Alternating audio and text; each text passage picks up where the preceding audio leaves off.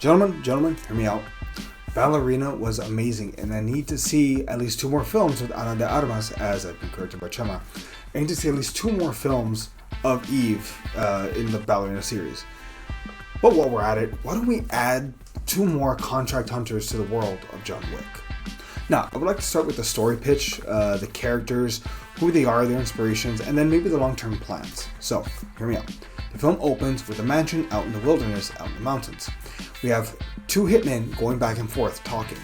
We have the strong silent type that doesn't talk too much, Phil, and then we have the one that talks way too much, but he's funny, Max.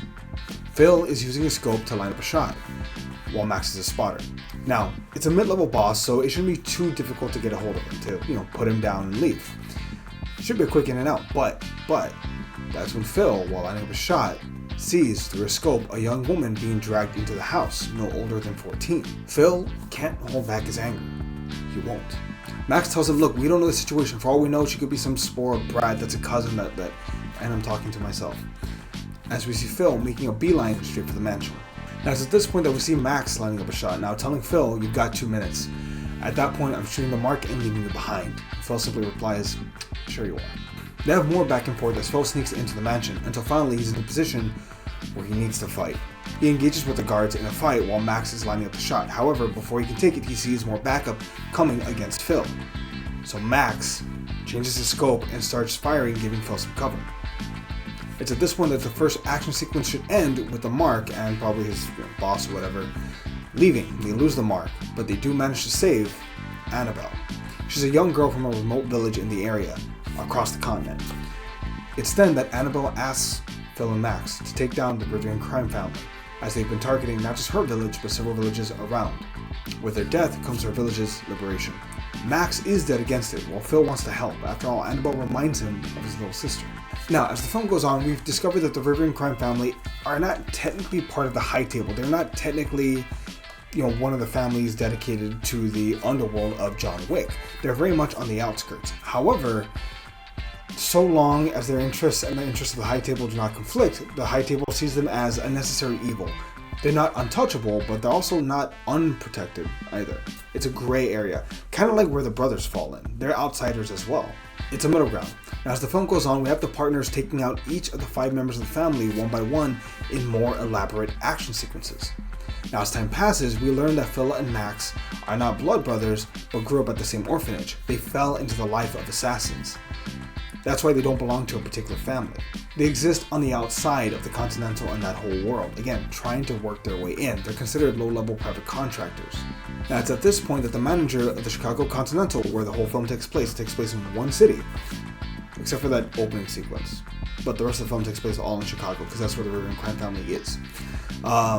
Helen, the manager in charge of the Continental, informs the brothers of what's going on, that the Rivian crime family is just one step above animals, and even then, dogs are not so cruel.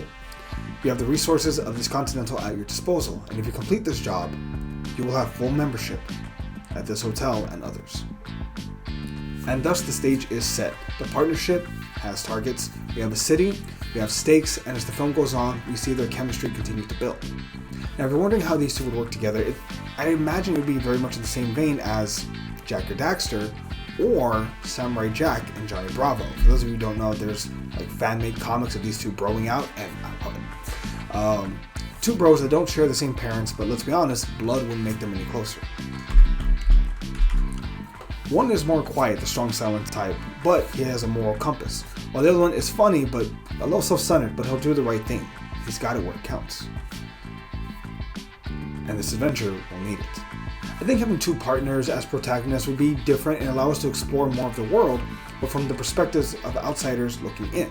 2 orphans trying to enter the world and become legitimate. Additionally, it wouldn't be treading exact same ground as John Wick and Eve, right? There was a lot of overlap there as far as revenge because a loved one that you lost was taken from you.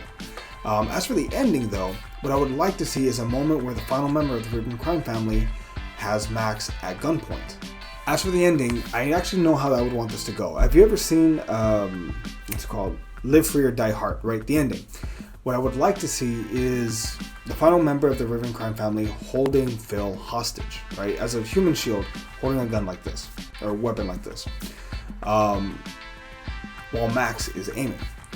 Phil, in a moment of desperation, actually grabs the weapon and fires it through his own shoulder, hitting the target behind him, so that Max can get off the last shot and put the guy down, thus victorious.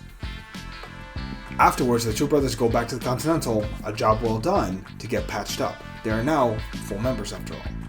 While relaxing on their roof and recovering with the manager, let's call her, I think we called her Helena, if I'm not mistaken. We have an explosion in the distance. The brothers say, well, what was that? And that's when she says, war.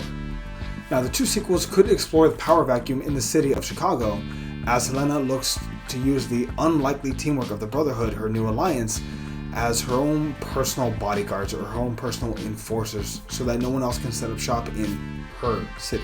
Ideally, I would like to keep the interactions between other notable characters and the brothers to a minimum. I don't really want to see John, Eve, or Winston in this world, in this universe. I would like to keep them away.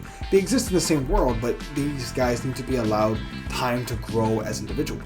That way they're independent and fans can learn to love them. That said, part 3, no, Max and Phil are not going to fight each other in part 3. That would be stupid. We'd be building up this whole brotherhood.